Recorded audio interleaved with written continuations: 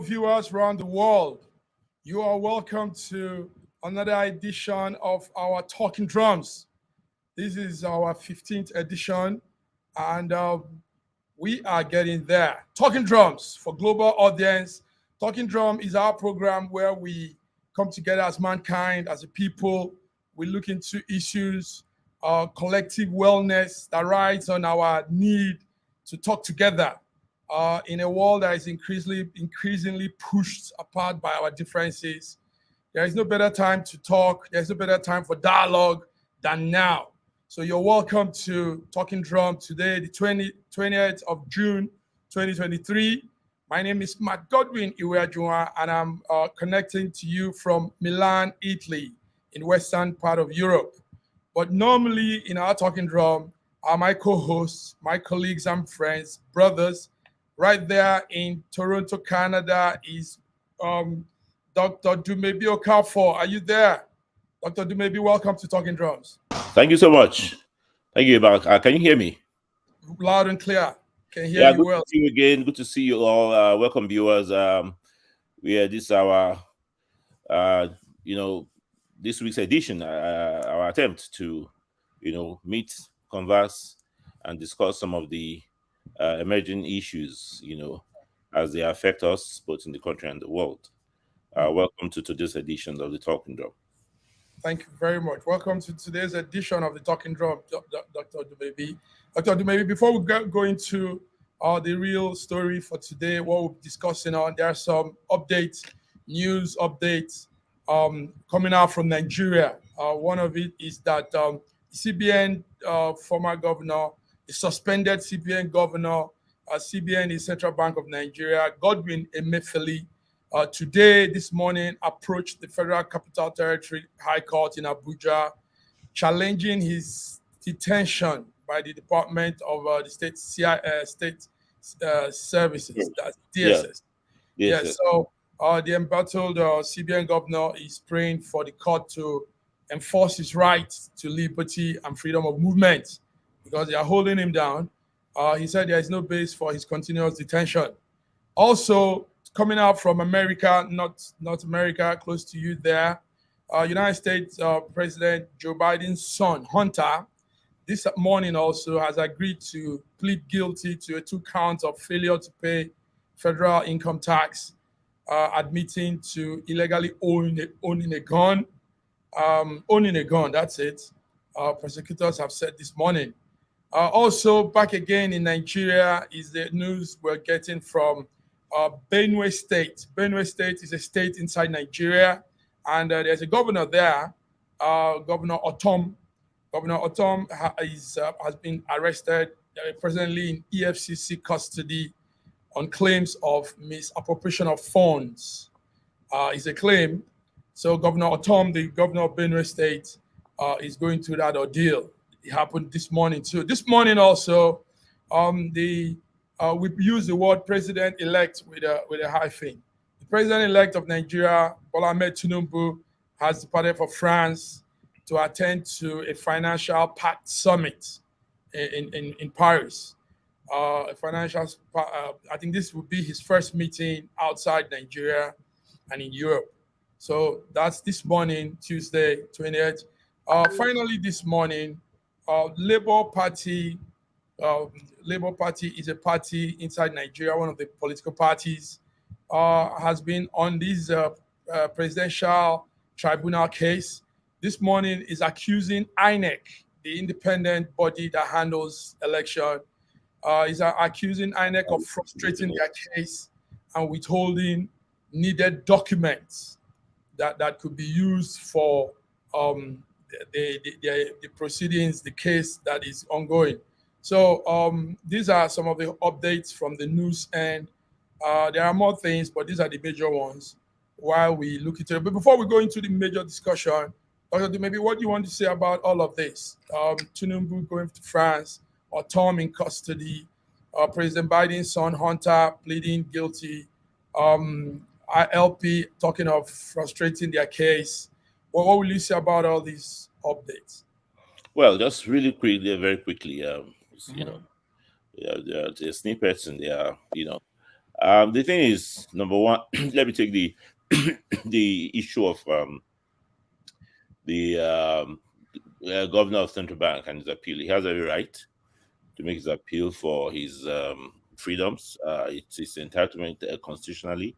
The facts of the case would bear out, you know, um, the pros and cons of the case against him in court properly. The most important thing, it's in any dispensation, but especially now, which is still struggling to find its feet in terms of justice and propriety, is to make sure that things run their proper course in court. Of course, we know that when you have things like this, there's always the need for looking for scapegoats. When you have regime change, and the new regime is trying to make a statement, there's always going to be the need for to have a scapegoat and all that, and to punish some people to show that it is different from what is past the past regime that's come before it and all that. But I think no matter what's happening, we hope that justice will be properly processed through the courts. Emefiele, for example, should get his, if there's no reason to keep him there. In I think the Nigerian law allows for in fact insist on people getting bail within 48 hours. If there are no mitigating circumstances or reasons why they should be held for longer than that time, and the sentence is entitled to that. In terms of well, we hope he gets it. In terms of the issue with the president going for a meeting abroad, well, that's expected. It's what he's expected to do, especially when it has to do with global financial discussions with the country sorely needs. Hopefully in terms of loan rescheduling and things like that, because we really cannot pay back now. I'm not sure how much you're owing the Paris Club and such bodies like the IMF, but I'm sure they are considerable amounts, because the past administration was into nothing but taking out loans for which it could not eventually account for. So those things have to be discussed and hopefully get rescheduled, and giving the new administration or the Nigerian government giving some more time to catch his breath and to recover properly. You also mentioned the fact that Joe Biden's son, Yeah. Hunter Biden, well, that's a long running, it's been out there. Yeah, Yes. the long running issue, controversy about his deals with Russia and all that. I'm sure there was a long list of charges, and these are the ones that he has accepted. But it goes to show the poverty of morality in high places in the world in general. Governments in general, are very, they fall very short when they are held up to the expectation that they present, they put on the people that they are governing. And this is true all across the board, really. And it's an unfortunate situation in the global stage today. If you really, it's really because we have opposing parties trying to get into the skeleton, the cupboard skeleton of the other one, just to make a political case or deliver political punches. But they're all really full of skeletons in their cupboard. And so, whatever Joe Biden is admitting to, I'm sure it's just the tip of the iceberg. And I'm sure, hope he gets his time, it's properly in court. The fourth case was, so what was the fourth? Yes. The fourth one was LP Governor too. accusing Yeah. There was the Governor Trump case, of course. Tom. Okay. Uh, Yes. Again, other case, as far as I'm concerned, political witch hunting. This happens all the time in Nigerian politics, and even outside. Where the new regime tries to deal with his enemies before it came to power. Otherwise, with court cases and cases of accusations of corruption and mismanagement. But really, if you use the simple philosophy of he who has no sin should cast the first stone, I'm sure nobody will be accusing anybody of anything, really, because they are all full of the same guilt. So I'm not sure Thank you what's going very on. much. let me bring We hope in.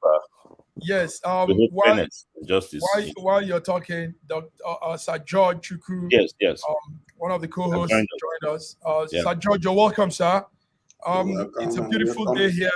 Yes, it is. Beautiful. I know it's a beautiful day out there too. very lovely out here. Yeah, Good. cool, but it's We're supposed to have our fourth man, our new He's here, but panelist. I don't know where. I can see him. Yes. No. He's. I think the network is not as good as Okay, it is.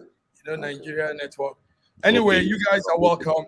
Because Sir George, you had some of the brief news updates. One Yes, of yes. it that needs to be said, Dr. Dumebi needs to have this too. LP accuses INEC of frustrating his case, withholding needed documents. Sir George, what will you add to that? Well, it's very, very unfortunate that we need that the Justice Department is allowing such a thing. INEC is an independent, organization that is not supposed to be. They are not the prosecutors. They are not the defendants. They are on the sideline, so they should not be allowed. The court ought to mandate that INEC wants to release all relevant information and all relevant papers. But why is the court allowing that to happen is one of the major questions that we need to ask, because in essence, the judicial department is supposed to have, mandate the INEC to release all the papers. And if there is any type of withholding information that will allow the case to go as smoothly as it's supposed to be, there ought to be, they ought to be charged. Somebody ought to be held responsible and accountable for that. I don't know what kind of kangaroo court we're dealing with, why they're allowing such a thing to happen. Think about it. If INEC is supposed to be, they're the ones that did something. And we are there. That's the reason why the court, Labour Party is going to court, PDP is going to court. And if these people are withholding information, that means they are accomplice to whatever that happened. They are agreeing that something happened. Therefore, we are hiding the information, and court ought not allow that. That's one of the major problems. To allow that. Okay, thank you very much, gentlemen. Those are synopses. Those are brief updates around the world. We want to go into the main discussion. The main discussion, Dr. Dumebi. Yesterday, we woke up Monday morning to a bang in Nigeria, and that bang was all the service chiefs. All the service chiefs were all removed. The president, Tinubu, removed all of the service chiefs. He said the move is following persistent call by civil society organization that says the security architecture of Nigeria needs to be rejigged.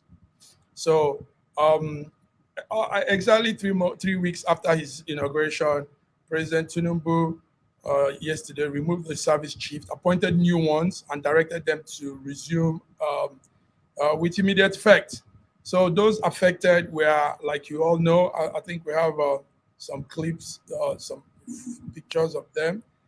Those affected were the Chief of Navy Staff, Chief of Air Staff, all the service chief. So Dr. Dumebi, what we're looking at now is number one, from your end, do you see this as a rejigging of Nigerian security architecture? Will there be some change? Can this new group, these new faces, bring in a new flavor to our security? I mean, it's terrible out there. Carjacking, terrorism, Boko Haram, unknown gunmen, bandits, all kind of names you can ascribe to evil. It's happening in our country. Can any of these new fresh faces bring the rejigging of this structure, Dr. Dumebi? Thank you. First of all, I don't think they are connected really. When you say service chiefs, doesn't mean that is connected to the reality of security promotion, security enforcement, and security entrenchment in the country, both general security and border security. That is more related to the doctrines and the agendas of government. So anyway, the first thing is that this is a necessary change because you know in a country of 230 million people, of more than 250 ethnic groups, with 6 geopolitical zones, we had a situation where all the service chiefs was from one particular tribe, and that tribe itself was just about 4% of the population. So it was grossly underrepresented. Even when someone like me says that it's not important where people come from as long as they can serve, but really you cannot say that the only capable hands in a country of that diversity and magnitude can only be from one place, from one tribe. So obviously it was the right thing to do, and I'm Sorry, afraid, frankly, I'm just, surprised it's too long. maybe I want to cut you. You started the discussion with saying it doesn't really affect. I mean, I'll this come to new. that. I'll come to that. Okay, because some people are holding you to that now. Somebody just Yeah, wanted I'll come to that. So first of all, it was the right thing to do. okay. Was the right thing to do to get this to get a better spread. And as speaking to what you had said, a better spread, sort of gives the assurance that there will be far more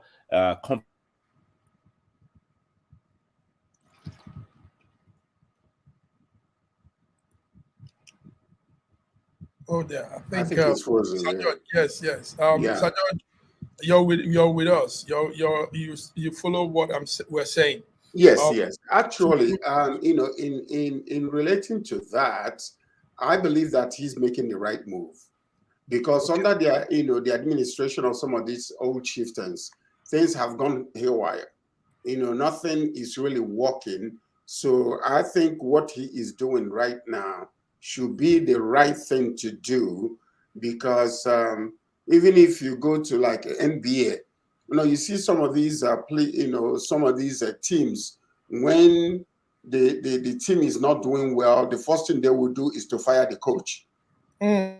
And then you will see the same coach go to another team and even do much better. So sometimes we become so stagnant when we're in one place. So I believe that what he is doing, because if you look at it from all spectrum, you see that some were from northwest, from only one from the eastern part of Nigeria, the southeast, and that is the naval man, which is Ogala, I believe that's his name, and the rest of them are basically scattered all around. So what they are doing, and they are manning different areas of security in the country.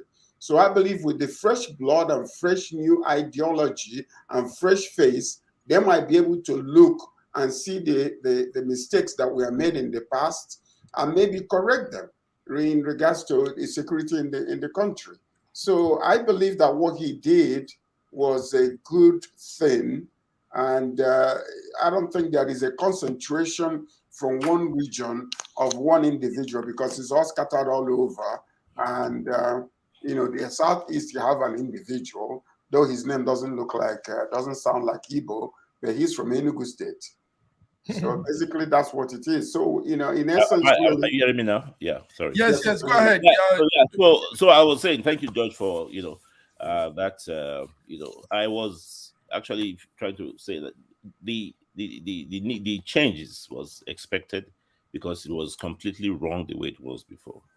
But then there was the issue of how does that really affect security? Security, I keep explaining this to people and stressing this. I can't stress this enough.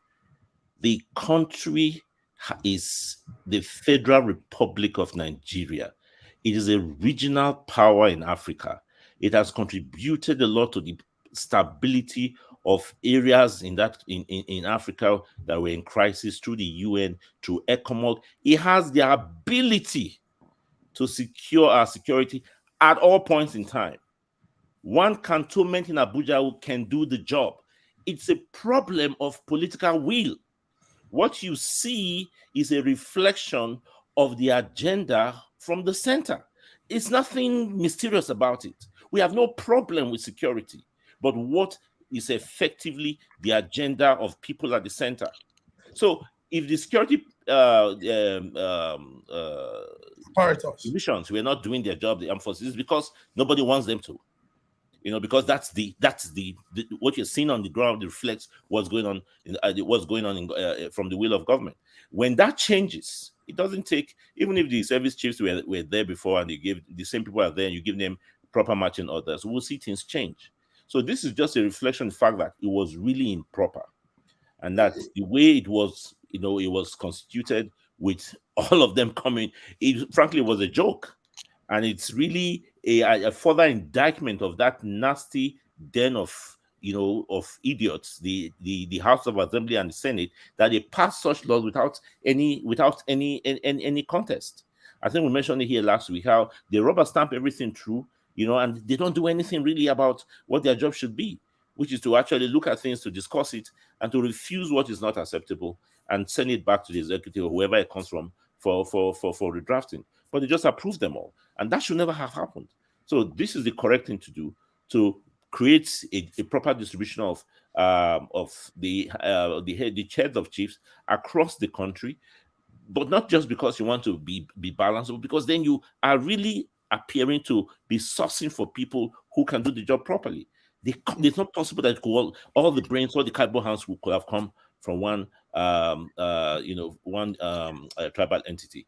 So, but more importantly, as long as it is the political intention, the political zeal of the center of the presidency to curb security in the country, I tell you, we have more than enough means. The Nigerian army. You know something. I think also to add to what you're saying, Dr. Bimini, you don't play with the Nigerian army.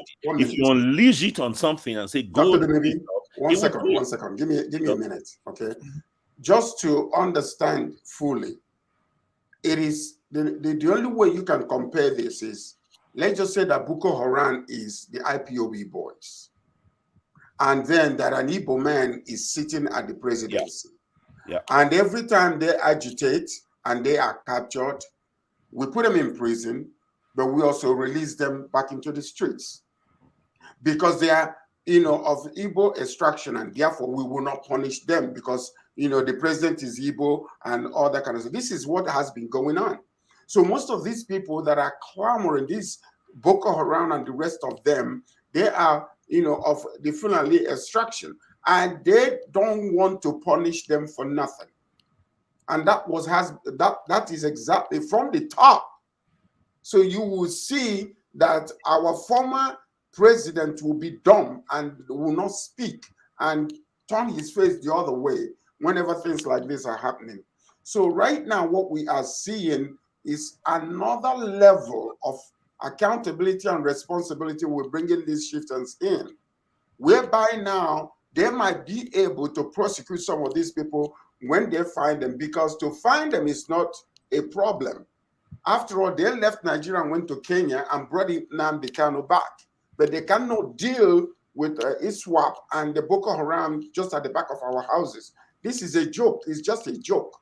If they want to, they will stop them. So we are hoping that from the House and to the Senate to the presidency and these shifters that they have just brought, that they are able to nip this thing from the bud and go to the root cause and destroy the whole entire thing. There's nothing. The military is there.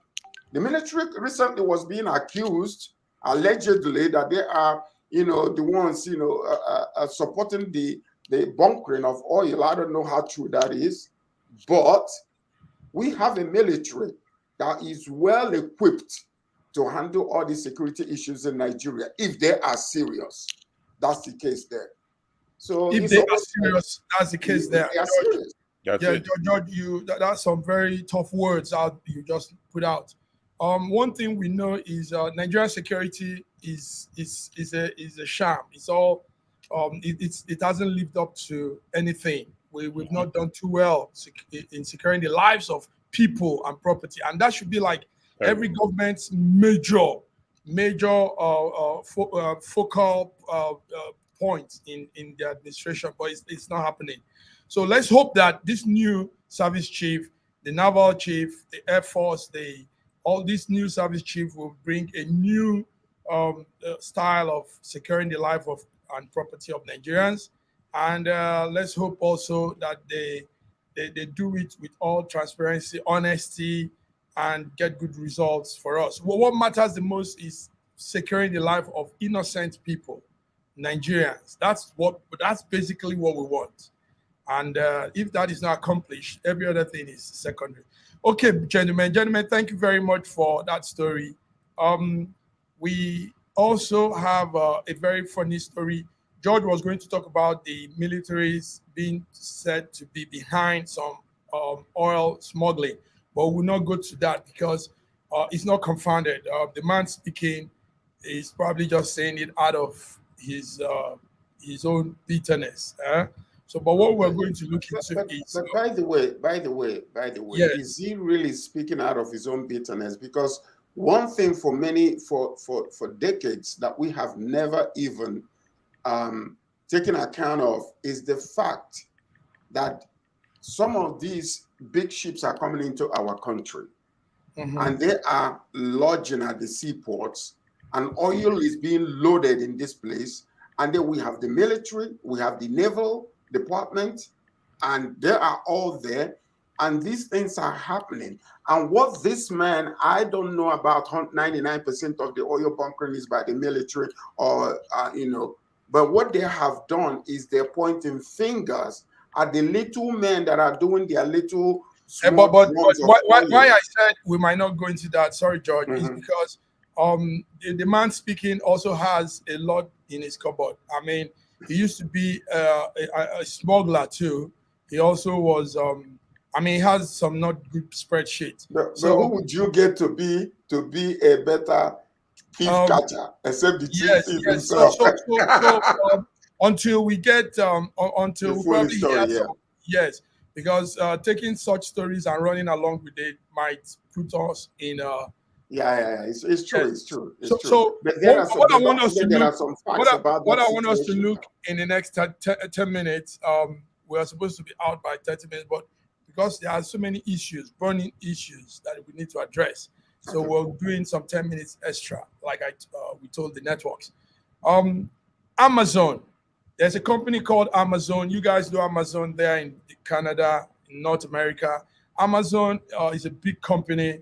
And Amazon handles, there's something called domain carriers and companies that engage in providing technical support to countries, to big organizations, big infrastructures. So Amazon is one of such companies. It provides web services, incorporated web services to different organizations. So now Amazon was the one that helped us with our election.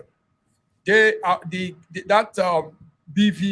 that BV equipment was wired into Amazon's storage system. So now what happened during the week was INEC somehow indicted Amazon and said Amazon had a glitch on the day of election. 25th February 2020. Now, that was a big slap on Amazon because that's a big company and they don't play with their clients' reaction. They don't play with customers' service because it's a big company. So Amazon Web came all the way to Nigeria. It was being represented by one a representative of the company, one Clarita Oga, and she mounted the box as a witness in the petition of Labour Party and its candidates, and she said a lot of things. She said, contrary to the position of INEC, that the Amazon company wants to state that they had no issue with their server on the 25th of February. They want to state categorically that there was no technical glitch whatsoever that INEC is claiming to have, So the Amazon witness said that 33 regions of the world are being hosted on their Amazon database, on their server. And if something had gone wrong one day, it should affect both all 33 regions of the world that are incorporated into their service. So that they want to state to Nigerians that there was no glitch because their service was running fine. There was nothing from their own end, from their side, there was nothing to say that there was fault in this Beaver system.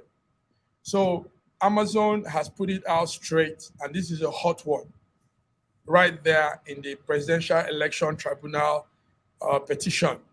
So, gentlemen, let's go with just a few minutes. Dr. Dumebi, what will you say? This is Amazon's reaction on this case. And what we've been hearing is there was a glitch, glitch. You know, they keep using that word glitch. Maybe INEC just had that word glitch. Maybe it's a new word in their brain.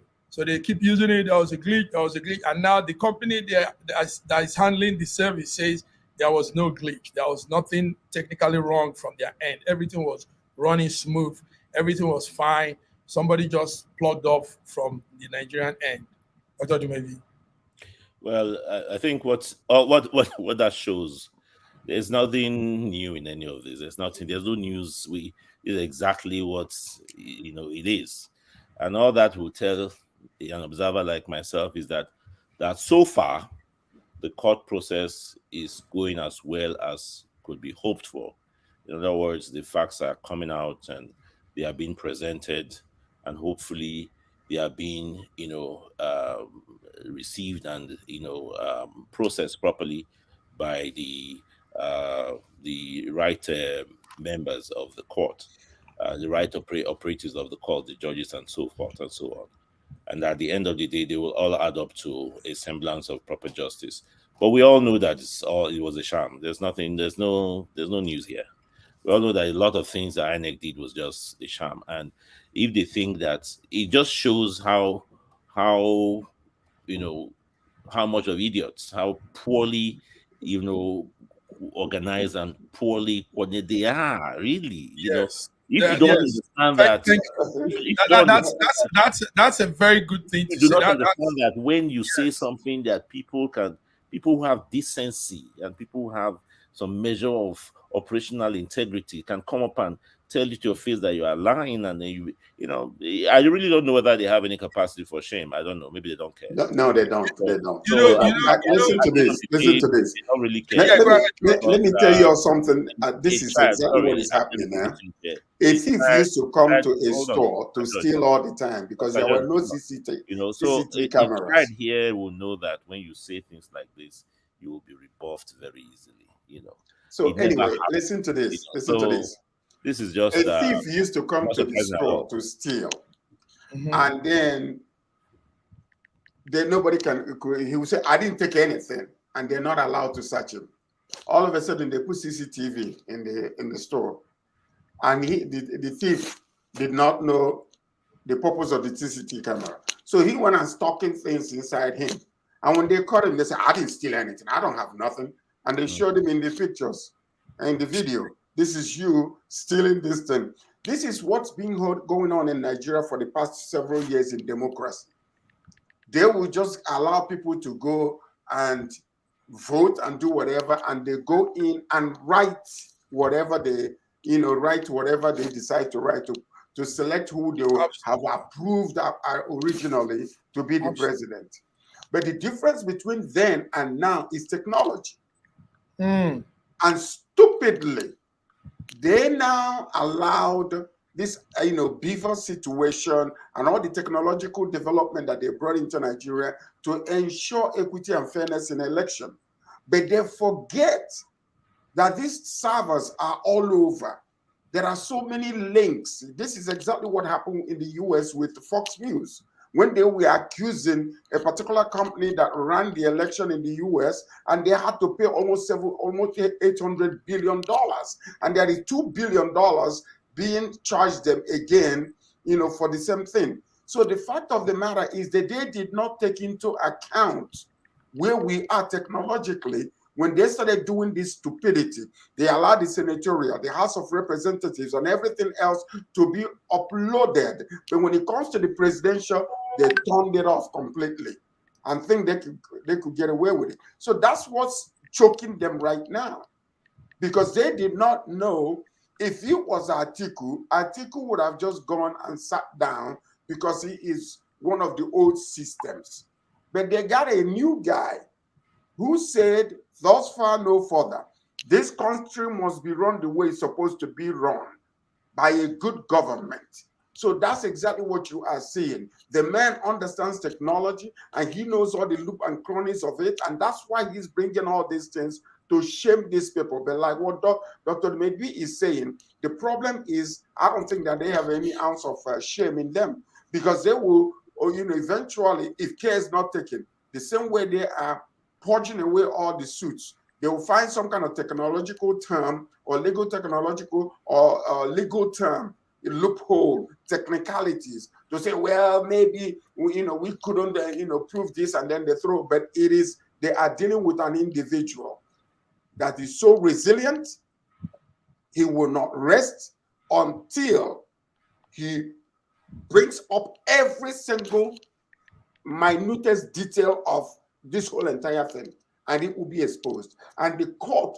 finally will be so ashamed of themselves if they gather all these witnesses and all this information and decide to turn a blind eye to the truth. That is what's going to happen.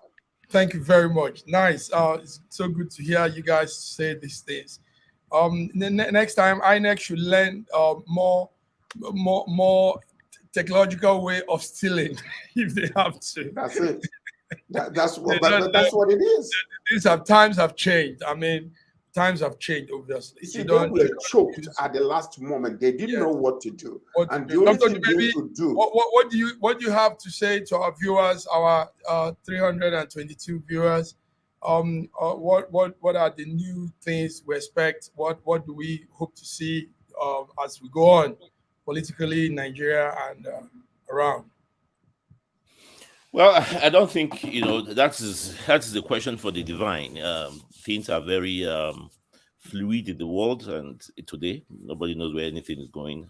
And I think it's been the case with humanity. We just really we talk and we prognosticate and we project and do all that. Was that very true saying? To plan is human. And it's God's prerogative to bring about the end result. So there's nothing to say. We are definitely looking at troubled and turbulent times, globally and nationally in Nigeria. The case is still in court over this issue. Looks like the elephant in the room. Nobody talks about that now because, of course, government have to go on, and power as it has been handed over to a team which is now firmly in place. And what will happen when any adverse outcome from the courts of call is anybody's guess.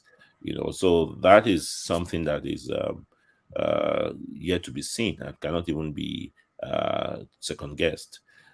So far, the new administration, I think, seems to be moving in all the right directions. Of course, again, the taste of the pudding is in the eating. Things like the student loan, for example, there have been very, informed criticisms about it, about the fact that it's not really what it seems quite out to be.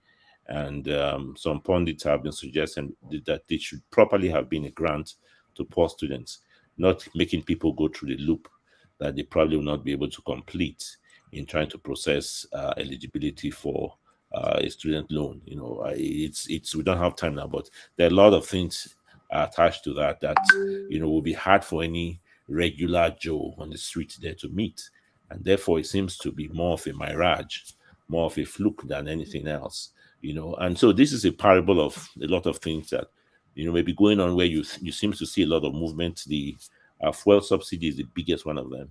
A lot of movement on the ground that seems to be in the right direction, but we're not sure how it plays out because it is not really an idea. Nigeria is a gallery from the beginning of time. has been a gallery of great ideas and projects planning and all that.